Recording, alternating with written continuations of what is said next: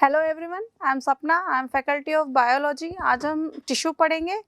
Tissue पढ़ने से पहले हम ये डिस्कस कर लेते हैं कि टिश्यू की रिक्वायरमेंट क्यों होती है।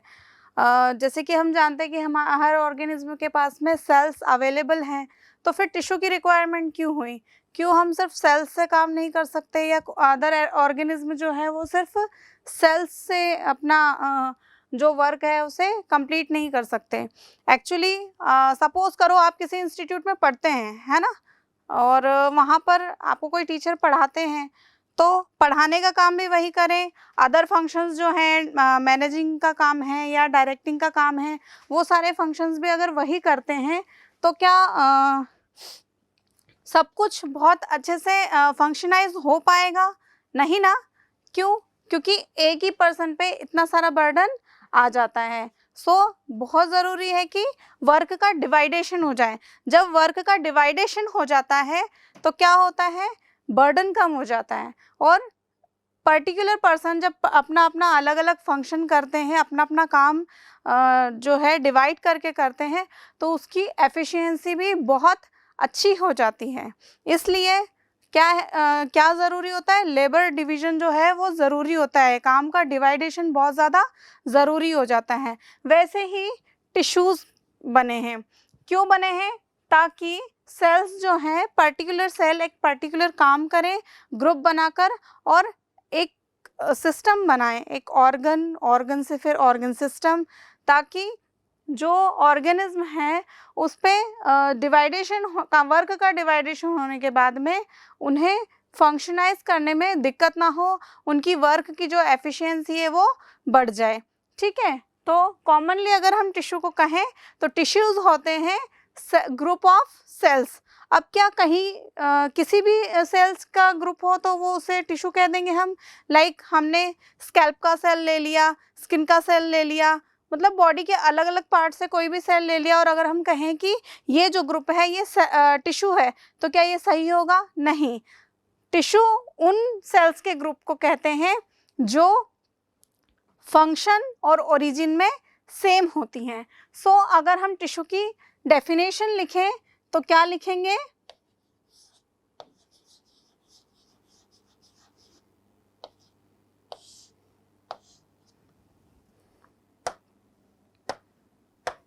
हम लिखेंगे a group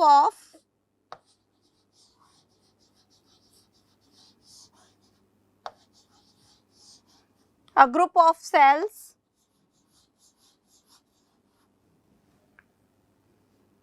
similar in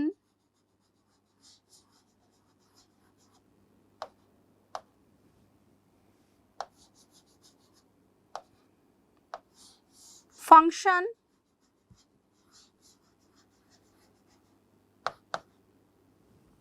and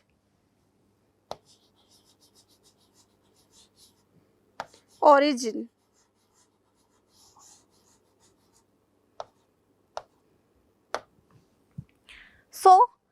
क्या कहा हमने कि ऐसे सेल्स जो फंक्शन और ओरिजिन में सिमिलर होती हैं, उनके ग्रुप को हम क्या कहते हैं?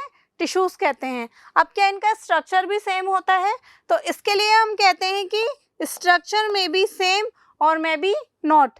इनका जो स्ट्रक्चर है, एक टिश्यू जो होता है उसमें जो भी सेल्स होती हैं उनका स्ट्रक्चर सिमिलर हो भी सकता है और नहीं भी। तो हम क्या लिखेंगे? Structure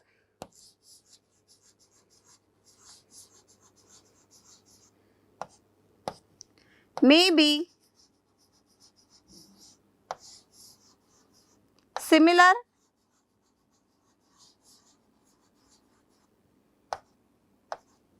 or dissimilar।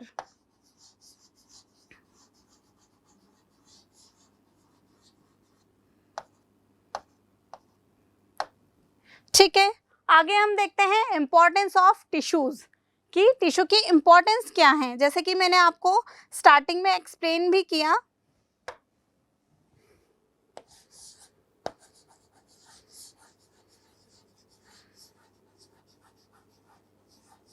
Importance of tissues.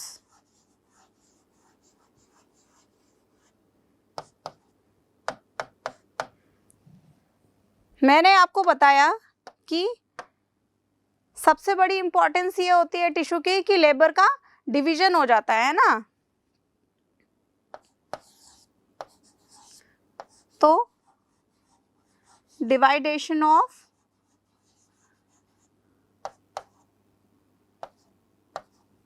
Labour.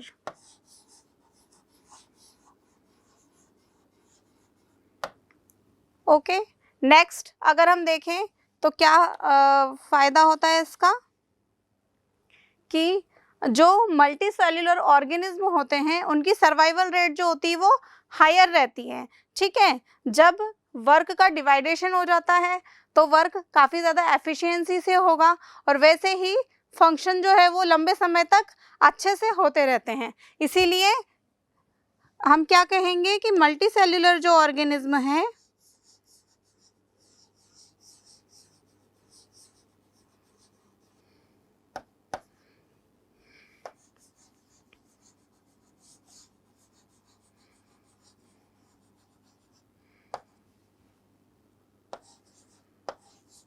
वो हायर सर्वाइवल रेट शो करते हैं। तो multicellular organism show higher rate of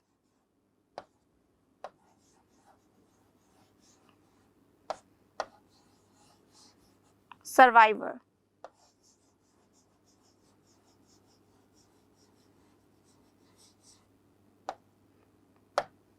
ठीक है, इतना समझ में आया कि टिश्यूज जो है वो एक ग्रुप होते हैं सेल्स का जो कि सिमिलर होती है फंक्शन में और ओरिजिन में। स्ट्रक्चर जो है उनका सिमिलर भी हो सकता है और डिसिमिलर भी हो सकता है। इंपॉर्टेंस क्या होती है कि डिवाइडेशन ऑफ लेबर हो जाता है। लेबर का डिवाइडेशन होने से जो वर्क है वो एफिशिएंसी से होता है जिससे कि सर्वाइवल की रेट जो होती है वो बढ़ जाती है। ठीक है, अब हम नेक्स्ट देखेंगे कि टिश्यूज होते कितने टाइप के हैं।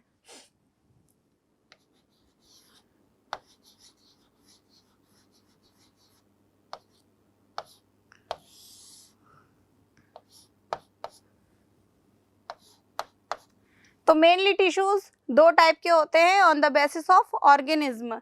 तो एक होता है प्लांट टिश्यू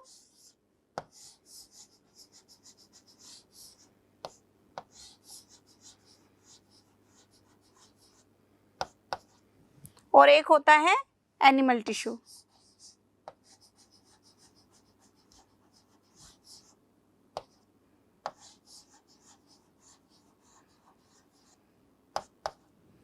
ठीक, अब इन दोनों में डिफरेंस क्या होता है? अगर हम इन दोनों में डिफरेंस देखें तो प्लांट टिश्यूज जो होते हैं उनमें डेड टिश्यूज ज़्यादा होते हैं और लिविंग टिश्यूज की क्वांटिटी या जो होती है वो कम होती है। तो हम लिखेंगे डेड टिश्यूज ज़्यादा होते हैं, वहीं अगर हम देखें लिविंग टिश्यूज की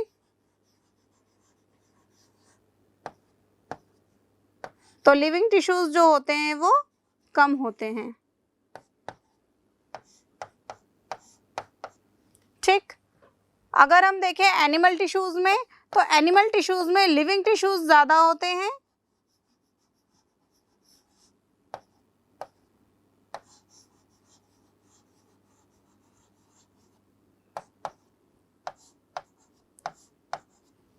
और जो डेड टिश्यूज होते हैं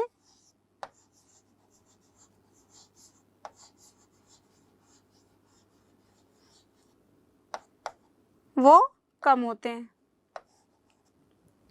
वहीं अगर हम नेक्स्ट इसमें देखें, नेक्स्ट डिफरेंस ये होता है कि प्लांट टिश्यूज में मेंटेनेंस एनर्जी जो होती है वो कम लगती है। ठीक है, मेंटेनेंस एनर्जी जो है वो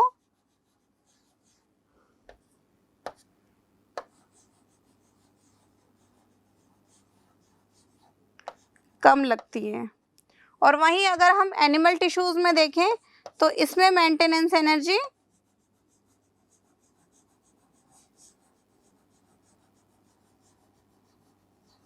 ज़्यादा लगती है। ऐसा क्यों होता है?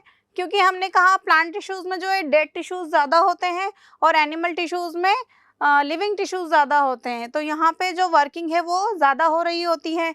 इनमें मोबिलिटी ज़्यादा होती है एनिमल्स में, और प्लांट टिश्यूज़ जो होते हैं वो स्टेशनरी होते हैं। इसलिए प्लांट्स में जो है टिश्यूज़ की मेंटेनेंस एनर्जी वो कम रहती है और एनिमल टिश्यूज़ में मेंटेनेंस एनर्जी जो है वो ज़्यादा लगती है। ओके। अब हम देखेंगे प्लांट टिश्यूज के टाइप्स।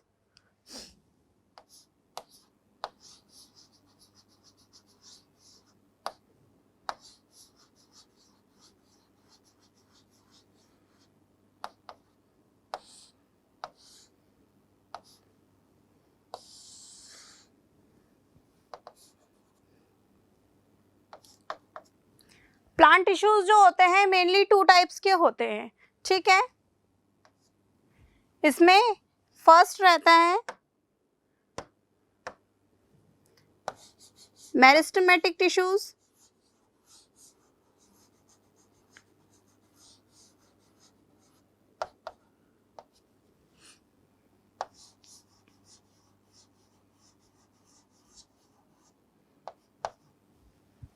और सेकंड रहता है परमानेंट टिश्यूज।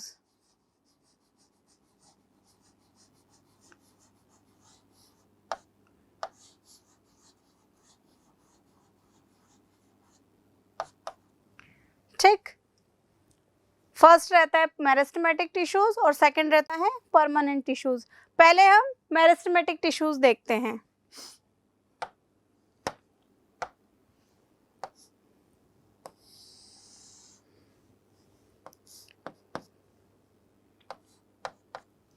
मेरिस्टेमेटिक टिश्यूज भी 2 टाइप्स के होते हैं। फर्स्ट है, इसमें हम इसकी ओरिजिन के बेसिस पे इसको डिवाइड करते हैं कि एक होता है ओरिजिन के बेसिस पे टाइप्स और एक होते हैं लोकेशन के बेसिस पे। तो हम इसमें फर्स्ट देखते हैं on the basis of origin.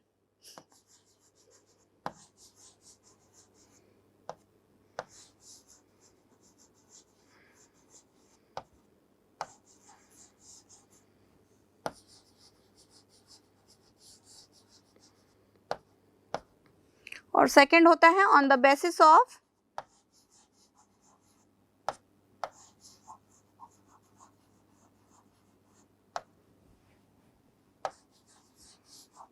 Location.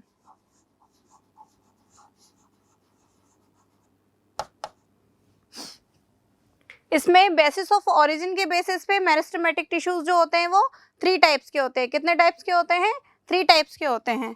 First है प्रोमेरिस्टेम,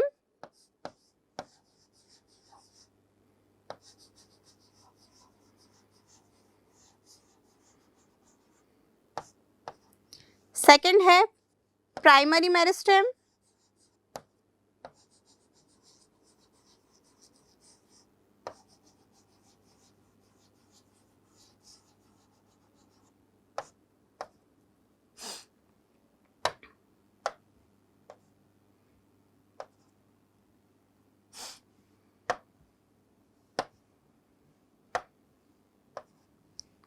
और थर्ड है सेकेंडरी मेरिस्टेम।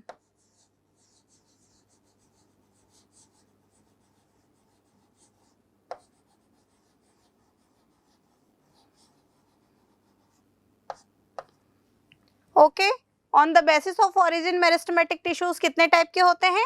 3 टाइप्स के होते हैं। फर्स्ट है प्रोमेरिस्टेम, सेकंड है प्राइमरी मेरिस्टेम और थर्ड है सेकेंडरी मेरिस्टेम। वही अगर on the basis of location अगर हम देखें तो ये कितने टाइप के होते हैं? ये भी 3 टाइप्स के होते हैं। फर्स्ट है एपिकल मेरिस्टेम,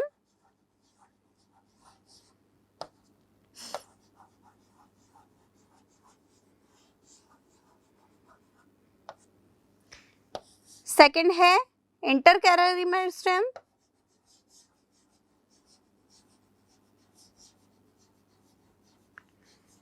सेकंड है इंटरकैलरी मेरिस्टेम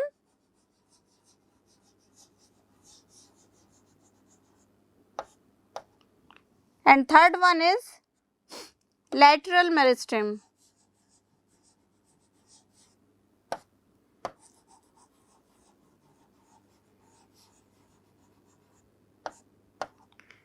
है ना। 3 टाइप के होते हैं on the basis of location. First है apical meristem, sorry, and second is intercalary meristem, and third one is lateral meristem. Okay, इन तीनों दोनों ही टाइप्स के जो हैं अलग अलग हम अच्छे से समझेंगे, और इन्हें कैसे याद रखना है वो भी मैं आपको आगे अच्छे से क्लियर कर दूंगी। सो हम देखते हैं first of all meristematic tissues के types on the basis of origin.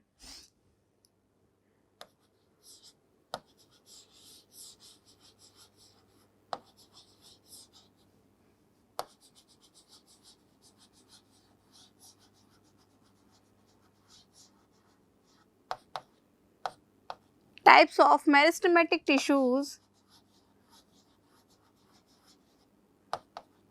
on the basis of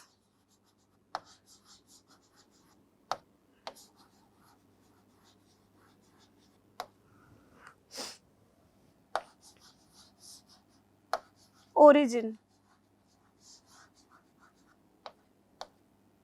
ठीक, जैसा कि मैंने अभी आपको चार्ट में बताया था, ओरिजिन के बेसिस पे ये 3 टाइप्स के होते हैं। तो हम फर्स्ट देखते हैं इसमें। फर्स्ट मैंने क्या बताया था आपको? प्रोमेरिस्टेम। क्या बताया था? प्रोमेरिस्टेम।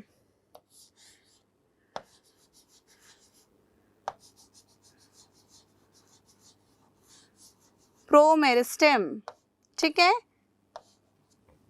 अब प्रोमेरिस्टेम जो होता है वो सबसे प्रिमिटिव टिश्यू होता है।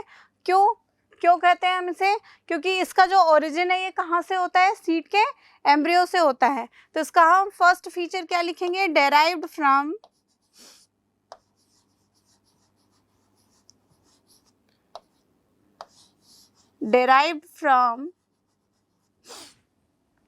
embryo of seed।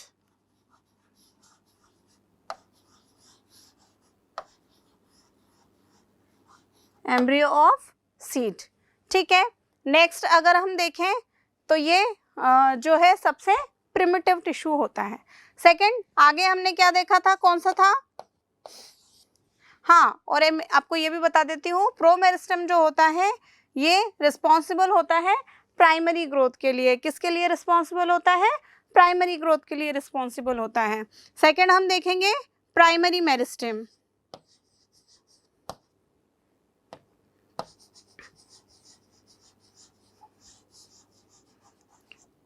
कौन सा था सेकंड? प्राइमरी मेरिस्टेम, ठीक है, याद रखना ये।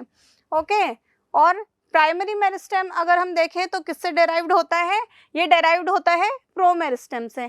किससे डेराइव्ड होता है? प्रोमेरिस्टेम से। तो हम लिखेंगे derived from, sorry,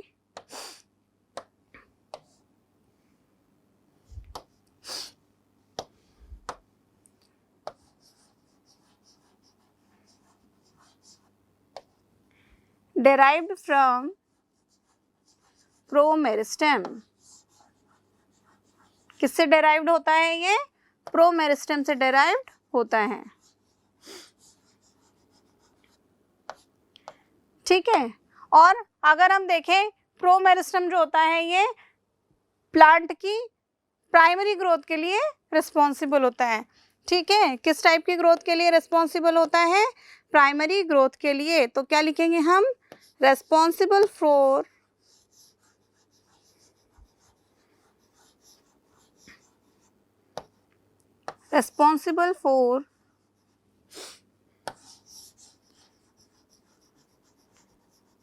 primary growth of plant.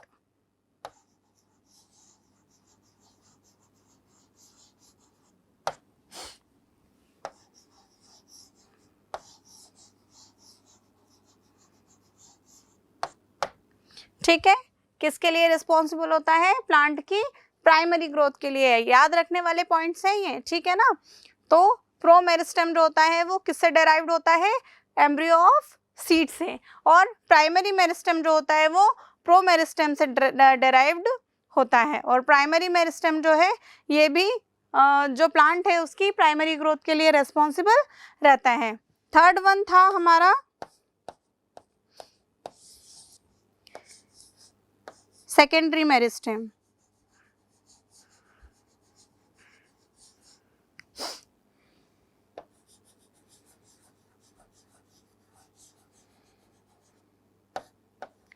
ठीक, सेकेंडरी मेरिस्टेम में अगर हम देखें तो ये डेराइव्ड होता है परमानेंट टिश्यूज से।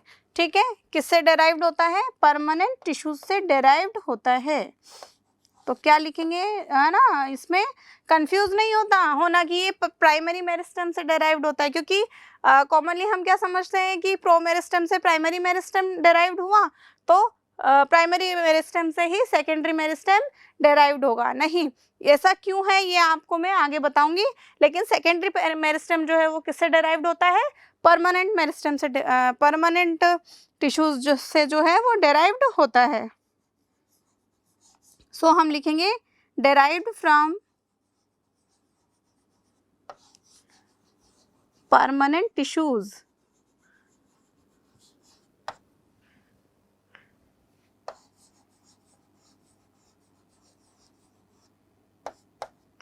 ठीक, किससे डेराइव्ड होता है? परमानेंट टिश्यूज से डेराइव्ड होता है। वहीं अगर हम देखें तो ये प्लांट की जो लाइफ साइकिल होती है उसमें लेटरली अपेयर होते हैं, यानी कि उसकी लाइफ साइकिल में प्रो मेरिस्टेम और प्राइमरी मेरिस्टेम तो स्टार्टिंग में ही अपेयर हो जाते हैं, लेकिन सेकेंडरी मेरिस्टेम जो है वो लेटरली अपेयर होता है। ठीक है, वो कैसे होता है मैं आपको अभी आगे समझाऊंगी। सो हम क्या लिखेंगे? Appear later in life cycle of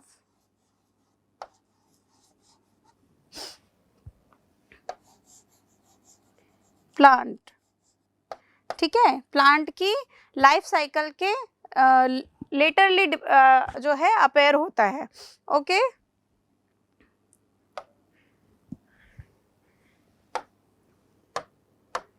next हम देखें सेकेंडरी मेरिस्टेम का जो फीचर है वो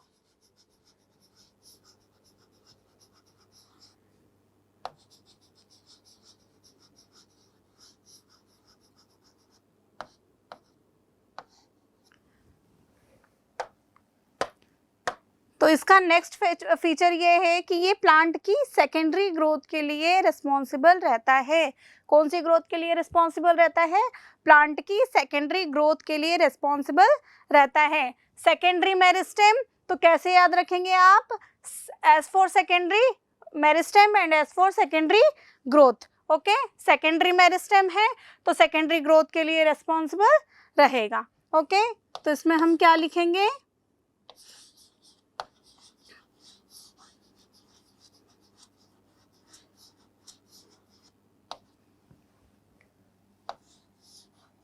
responsible for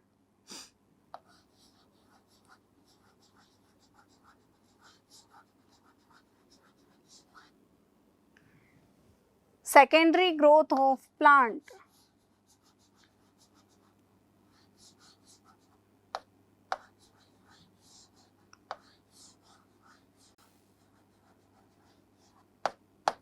ओके, प्लांट की सेकेंडरी ग्रोथ के लिए रिस्पॉन्सिबल होता है। ठीक है, अब हम इसका एक चार्ट देखते हैं जिसमें कि आपको पूरा ये जितना भी हमने अभी तक पढ़ा है वो अच्छे से क्लियर हो जाएगा। ठीक है,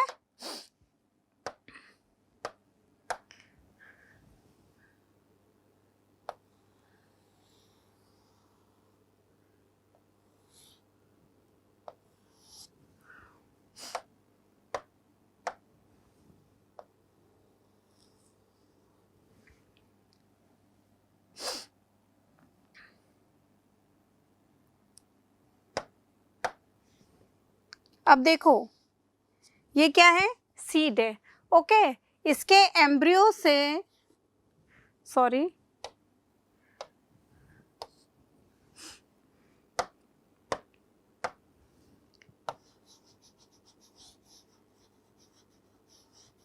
इसके एम्ब्रियो से हमें क्या मिला? प्रोमेरिस्टेम मिला। क्या मिला? प्रोमेरिस्टेम। ठीक है ना, समझाया था ना मैंने, जब हमने प्रोमेरिस्टेम पढ़ा था तो हमने क्या पढ़ा था कि derived from seed, embryo of seed, seed के एम्ब्रियो से। तो ये सीड है, इसके एम्ब्रियो में जब डिवीजन होता है तो हमें क्या मिलता है? प्रोमेरिस्टेम मिलता है। ठीक है, अब आगे जाके इसी प्रोमेरिस्टेम की सेल्स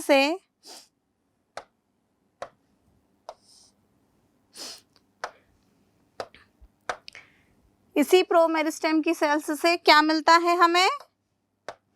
प्राइमरी मेरिस्टेम। क्या मिलेगा?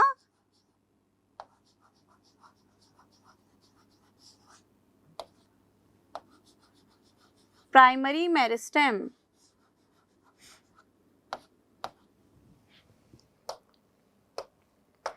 अब इसके आगे अगर हम देखें तो ये प्राइमरी मेरिस्टेम की जो सेल्स होती हैं वो कर लेती हैं डिफरेंशिएशन। ठीक है, क्या कर लेती हैं?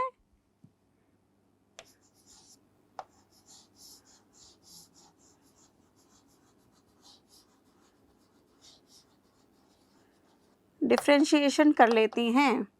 अब ये डिफरेंशिएशन क्या होता है? प्राइमरी कोई भी सेल जब अपनी डिवीजन करने की जो है कैपेसिटी को लॉस्ट कर देती है तो उसे हम कहते हैं डिफरेंशिएटेड सेल, और इस प्रोसेस को ही हम क्या कहते हैं? डिफरेंशिएशन कहते हैं।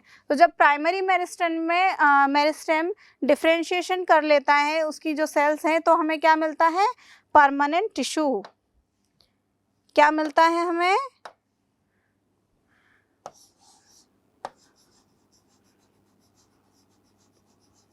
परमानेंट टिश्यू मिलता है। क्या मिला हमें? Permanent tissue. तो आप ये याद रखेंगे कि जब प्लांट की लाइफ साइकिल चलती है तो प्राइमरी मेरिस्टेम से हमें क्या मिला है? परमानेंट टिश्यू मिला है, ना कि प्राइमरी मेरिस्टेम से हमें सेकेंडरी पेरिस्टेम मिला है। ठीक है, अब परमानेंट टिश्यू, ठीक है, अब परमानेंट टिश्यू की जो सेल्स हैं वो डिफरेंशिएट नहीं कर सकती। ठीक है, एक स्पेसिफिक फंक्शन के लिए वो अपना डिफरेंशिएशन रोककर स्पेसिफिक फंक्शन करने लग जाती हैं। लेकिन लेटरली प्लांट की जो लेटर लाइफ साइकिल होती है उसमें क्या होता है? परमानेंट टिश्यूज की जो सेल्स होती हैं फिर से अपनी डिवाइडेशन करने की जो पावर है उसे रीगेन कर लेती हैं। ठीक है, और इस प्रोसीजर को हम कहते हैं डी डिफरेंशिएशन। क्या कहते हैं? D differentiation.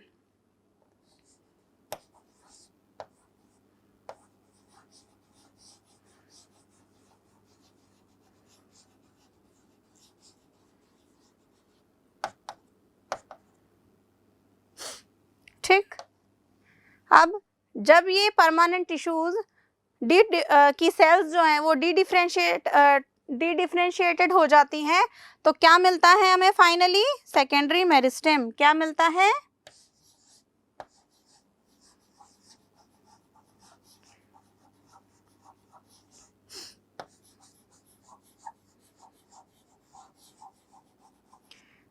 सेकेंडरी मेरिस्टेम मिलता है। तो अब समझ में आ गया ना कि प्राइमरी मेरिस्टेम से डायरेक्टली सेकेंडरी मेरिस्टेम क्यों नहीं बनता। ठीक है, और प्राइमरी मेरिस्टेम जो होता है अगर हम देखें, प्राइमरी मेरिस्टेम रिस्पॉन्सिबल होता है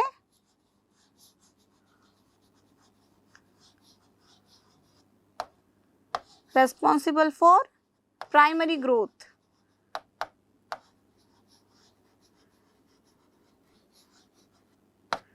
और सेकेंडरी मेरिस्टेम जो होता है वो रिस्पॉन्सिबल होता है सेकेंडरी ग्रोथ के लिए।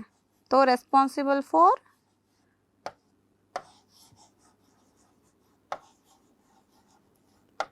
Secondary growth. क्लियर है यहाँ तक? नेक्स्ट देखें हम आगे। हमने on the basis of location जो है मेरिस्टेमेटिक टिश्यूज के टाइप्स देखे थे। उसमें फर्स्ट हमने देखा था, अगर हम देखें तो क्या पढ़ रहे हैं हम? Sorry,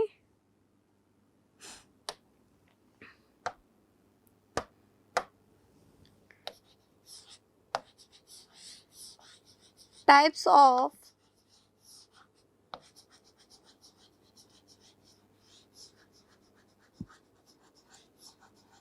meristematic tissues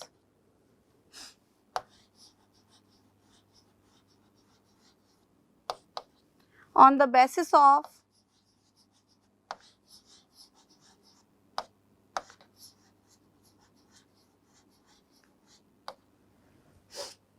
basis of location.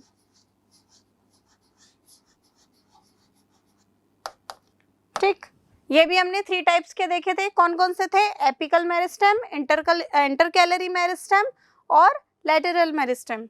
ठीक है,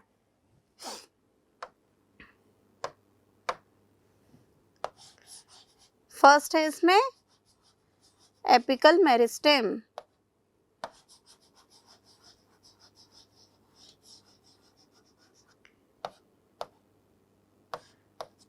देखो, फर्स्ट ऑफ ऑल मैं आपको इसको याद करने का तरीका बता देती हूँ कि आप याद कैसे रखेंगे इसे।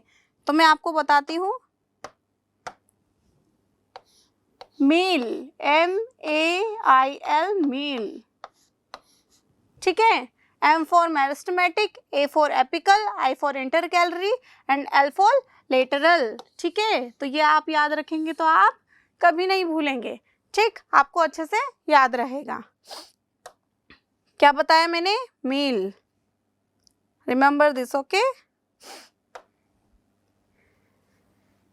अब एपिकल मेरिस्टेम और इंटरकैलरी मेरिस्टेम और लेटरल मेरिस्टेम समझाने के लिए मैं आपको एक यहाँ पे एक डायग्राम ड्रॉ कर रही हूँ।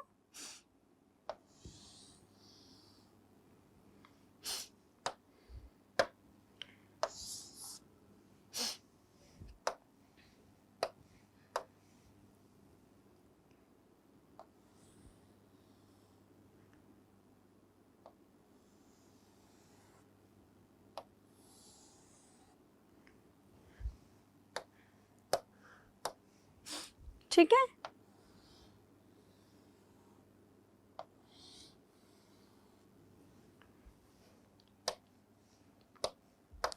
अब देखो, एपिकल मेरिस्टेम जो होता है ना, वो शूट और रूट, जो हमारा स्टेम होता है और जो हमारा रूट होता है, उसकी टिप पे प्रेजेंट होता है। ठीक है, तो ये जो है ना यहाँ पे टिप पे, ये क्या है? Apical meristem. क्या है?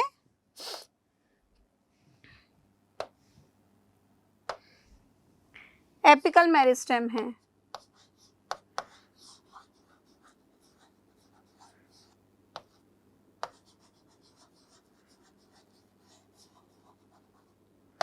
ओके, और वहीं अगर हम देखें ये वाली जो जगह है, ठीक है, मैं आपको एक, आपने देखा होगा ना, जो आप शुगर केन देखते हैं उसमें ऐसे लेयर्स दिखाई देती, रिंग टाइप, और बीच का जो गैप होता है ना, तो जो रिंग सी होती है उसे हम कहते हैं नोड। ठीक है, और दो नोड के बीच में जो जगह होती है उसे हम कहते हैं इंटरनोड। तो जहाँ से लीफ जुड़ी हुई होती है स्टेम से, ठीक, जो लीफ का बेस होता है और जो इंटरनोड्स होते हैं वहाँ पे जो प्रेजेंट होता है उसे हम क्या कहते हैं?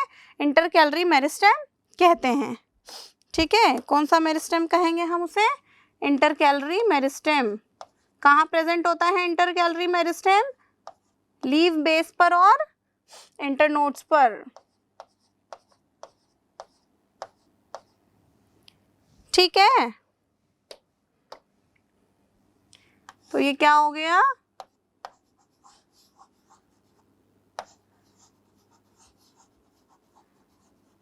Intercalary meristem.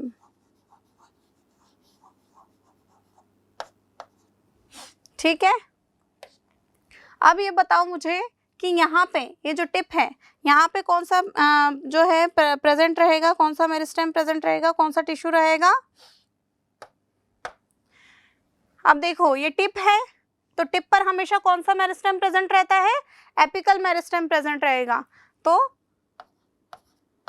ये यहाँ पर जो भी टिश्यू प्रेजेंट है उसे हम क्या कहेंगे?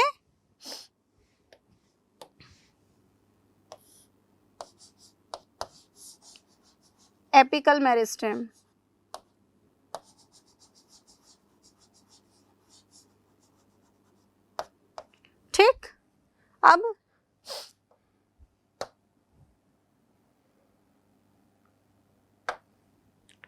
आगे अगर हम देखें,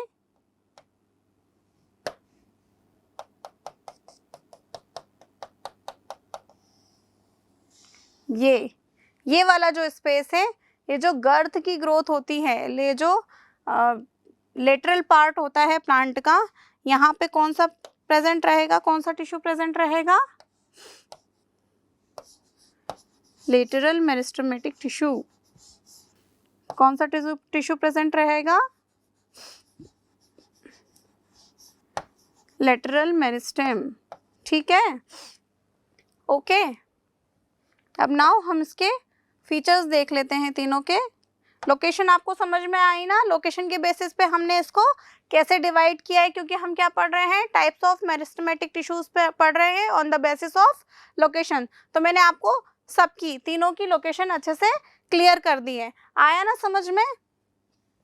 नाउ एपिकल मेरिस्टेम का जो फीचर है, एक तो ये कहाँ प्रेजेंट होता है, रूट और स्टेम की टिप पर। ठीक है, तो हम लिखेंगे present on the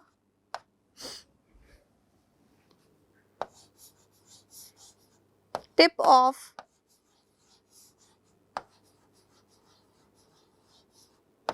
root and shoot.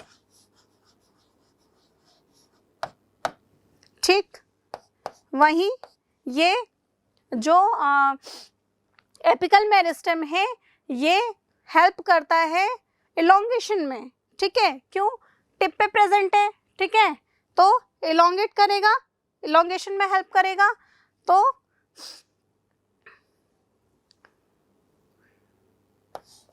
क्या लिखेंगे हम? हेल्प इन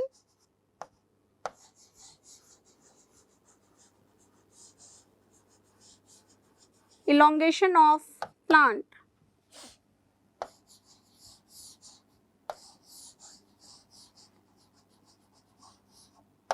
ठीक है, या हम ये भी कह सकते हैं कि help in elongation of root and stem.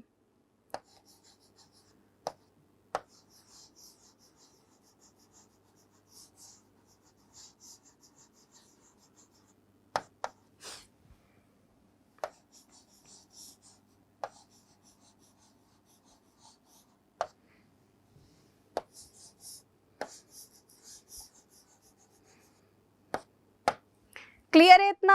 Apical meristem के फीचर्स आपको समझ में आए। नेक्स्ट हम देखते हैं intercalary meristem. Okay,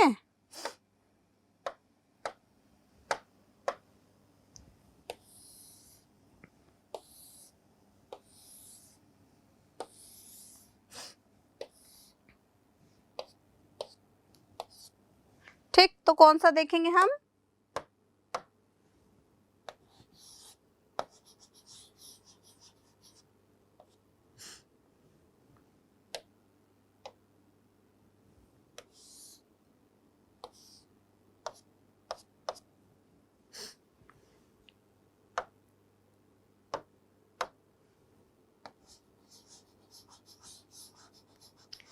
intercalary meristem.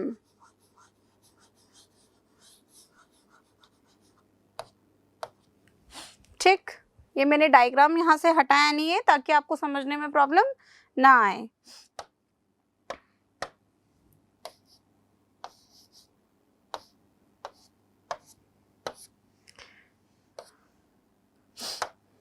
अब इंटरकैलरी मेरिस्टेम के क्या फीचर्स होंगे बताइए? इंटरकैलरी मेरिस्टेम जो होता है वो स्टेम के ये भी स्टेम के इलोंगेशन में ही हेल्प करता है। और कहाँ लोकेटेड होता है? लोकेटेड ऑन द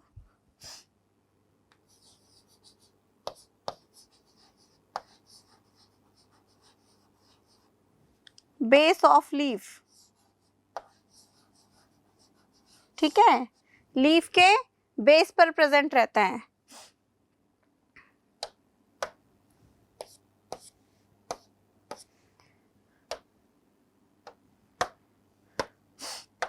और क्या करता है? स्टेम एलोंगेशन में हेल्प करता है, स्टेम इलोंगेशन में हेल्प करता है। ठीक है, तो बेसिकली अगर हम देखें तो एपिकल मेरिस्टेम और इंटरकैलरी मेरिस्टेम दोनों ही रेस्पॉन्सिबल होते हैं प्लांट की प्राइमरी ग्रोथ के लिए। ठीक है, किसके लिए रेस्पॉन्सिबल होते हैं? प्लांट की प्राइमरी ग्रोथ के लिए। तो एपिकल मेरिस्टेम जो है ये भी प्राइमरी ग्रोथ में हेल्प करेगा। ठीक, और इंटरकैलरी मेरिस्टेम जो है ये भी प्लांट की प्राइमरी ग्रोथ में हेल्प करेगा।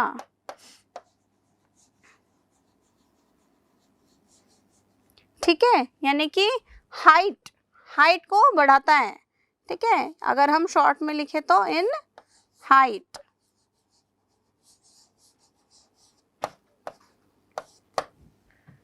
वही नेक्स्ट हम देखेंगे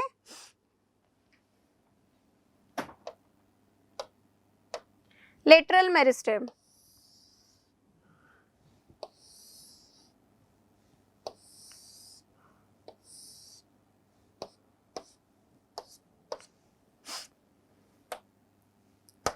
कौन सा देखेंगे हम?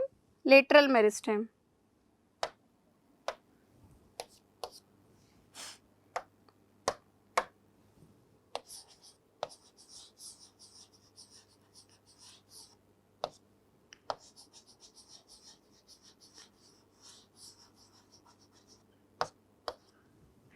ओके, अब देखो लेटरल मेरिस्टेम कहाँ प्रेजेंट है? लेटरल साइड पे। ठीक है ना, तो हम लिखेंगे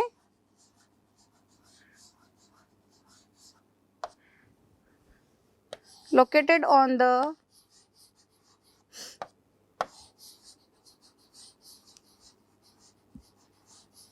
lateral side of the plant.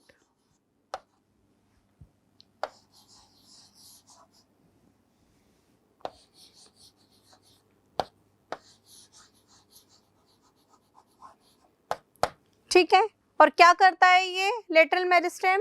Lateral meristem जो है वो प्लांट की जो गर्थ होती है, ठीक है, प्लांट की गर्थ में ग्रोथ देता है। क्या करता है? प्लांट की गर्थ जो होती है उसे बढ़ाता है। ठीक है, तो बेसिकली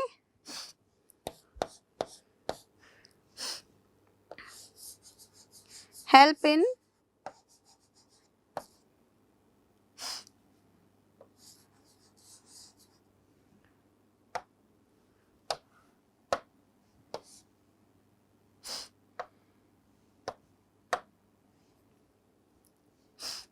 लेटरल ग्रोथ। ठीक है,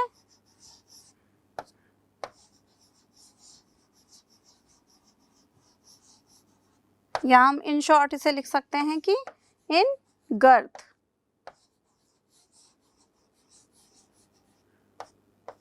ठीक, तो लेटरल मेरिस्टेम जो होता है वो प्लांट की सेकेंडरी ग्रोथ के लिए रिस्पॉन्सिबल होता है।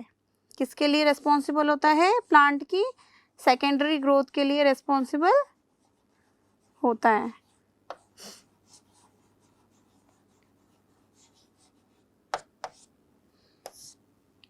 आया समझ में? तो एपिकल मेरिस्टेम और इंटरकैलरी मेरिस्टेम होते हैं, वो तो क्या करेंगे? प्लांट की प्राइमरी ग्रोथ करवाएंगे, और लेटरल मेरिस्टेम जो होता है वो प्लांट की सेकेंडरी ग्रोथ करवाता है। तो बेसिकली लेटरल मेरिस्टेम जो होता है ये प्लांट का, हम इसको ये भी कह सकते हैं कि ये सेकेंडरी मेरिस्टेम होता है। ठीक है, तो लेटरल मेरिस्टेम जो होता है ये किसके लिए रिस्पॉन्सिबल होता है? सेकेंडरी ग्रोथ के लिए रिस्पॉन्सिबल होता है। आया समझ में? क्लियर है?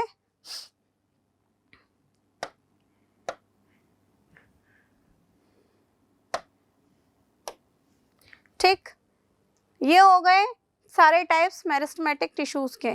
ओके, नाउ हम देख लेते हैं मेरिस्टेमेटिक टिश्यूज के कुछ फीचर्स, कुछ इंपॉर्टेंट फीचर्स जो होते हैं।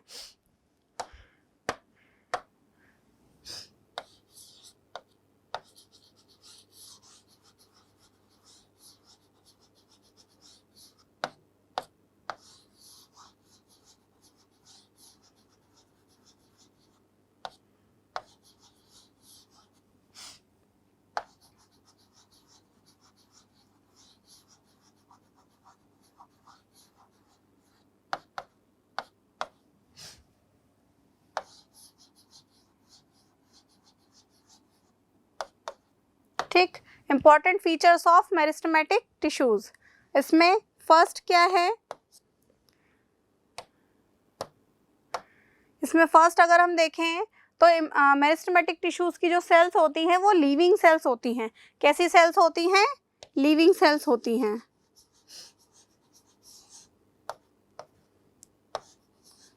ठीक, और ये क्या करती हैं? कंटिन्यूअसली डिवीजन करती रहती हैं। क्या करती हैं? कंटिन्यूअसली डिवीजन शो करती हैं।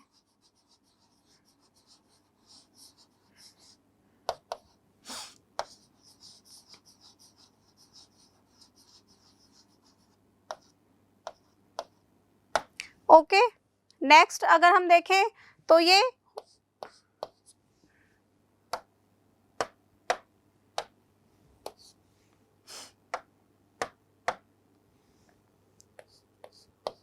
अब क्योंकि कंटिन्यूअसली डिवाइड कर रही है तो इनका न्यूक्लियस कैसा होगा? लार्ज होगा। कैसा न्यूक्लियस प्रेजेंट होगा इनमें? लार्ज न्यूक्लियस प्रेजेंट होगा। तो क्या लिखेंगे हम? Large nucleus.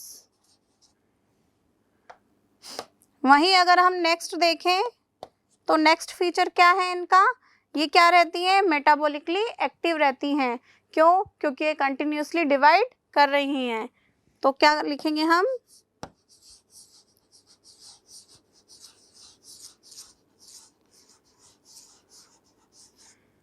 मेटाबॉलिकली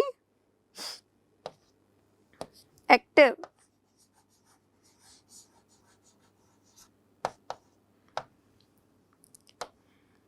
वहीं अगर हम इनका नेक्स्ट फीचर लिखें तो नेक्स्ट फीचर क्या होता है? इनमें स्टोर्ड फूड जो होता है वो एब्सेंट होता है। क्यों? क्योंकि सेल्स जो है वो कंटिन्यूअसली डिवाइड कर रही हैं, इसलिए इनमें कोई भी स्टोरेज प्रेजेंट नहीं होता। तो स्टोर्ड फूड जो है वो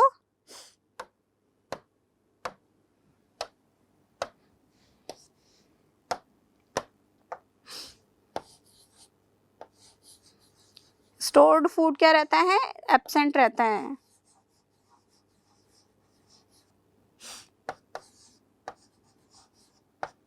ठीक है, अब क्योंकि स्टोर्ड फूड जो है वो एब्सेंट है और हम कहते हैं कि वैक्यूल्स जो होती हैं वो क्या काम आती हैं? किसी भी चीज़ के स्टोरेज में काम आती हैं। क्योंकि यहाँ पे तो स्टोरेज हो ही नहीं रहा है तो क्या वैक्यूल्स प्रेजेंट होंगे? नहीं होंगे। ठीक है, तो हम क्या लिखेंगे?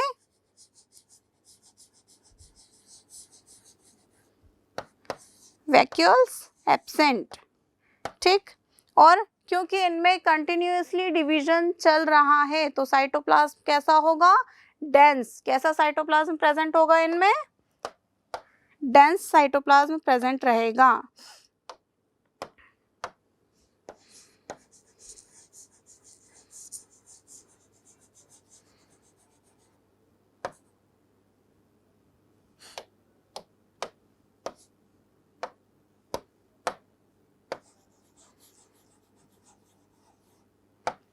ठीक है, तो ये थे मेरिस्टेमेटिक टिश्यूज की जो सेल्स हैं उनके कुछ इंपॉर्टेंट फीचर्स। अब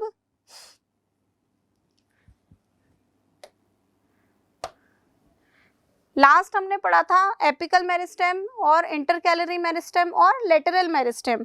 ठीक है, तो मैं आपको बता देती हूँ क्योंकि हमने पढ़ा एपिकल मेरिस्टेम जो होता है वो रूट और स्टेम की टिप पर प्रेजेंट होता है। तो अगर वो इस बेसिस पे एपिकल मेरिस्टेम भी कितने टाइप के हुए? 2 टाइप्स के हुए।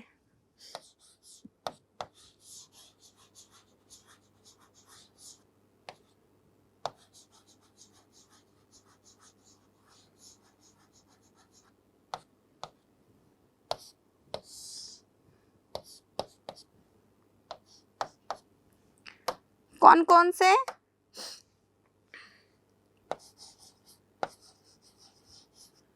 रूट एपिकल मेरिस्टेम,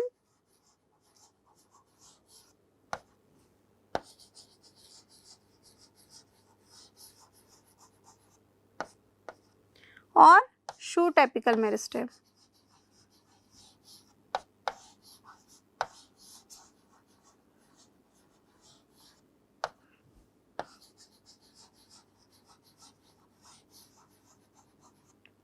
ठीक है, कितने टाइप के होते हैं? टू टाइप्स के, अगर रूट्स में है तो रूट एपिकल मेरिस्टेम, शूट्स में है या स्टेम में है तो शूट एपिकल मेरिस्टेम। अब इसको आप शॉर्ट में कैसे याद रखेंगे, याद करने का क्या तरीका है, ये है रैम, RAM, रैम, ठीक है।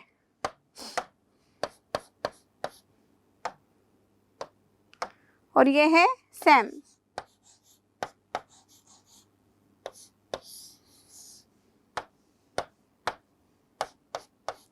तो ये मैंने आपको याद करने की ट्रिक भी बता दी है। एक शॉर्ट ब्रीफ हम ले लेते हैं।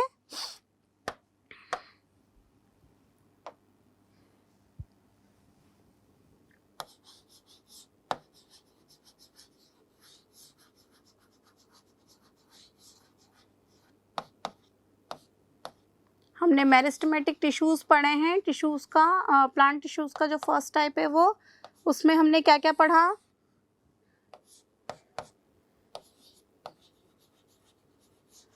ओरिजिन के बेसिस पे अगर हम देखें तो क्या क्या है, फर्स्ट है प्रोमेरिस्टेम,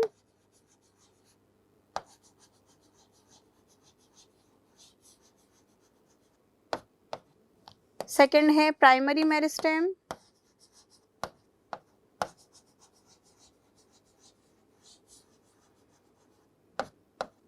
और and third one is secondary meristem.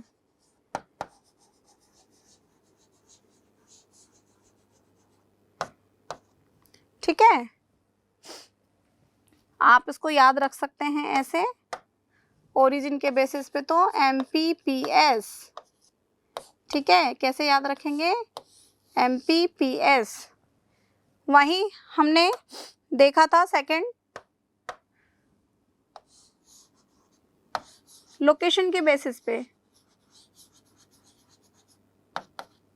तो लोकेशन के बेसिस पे भी 3 टाइप के थे। कौन कौन सा था, एपिकल मेरिस्टेम, इंटरकैलरी मेरिस्टेम,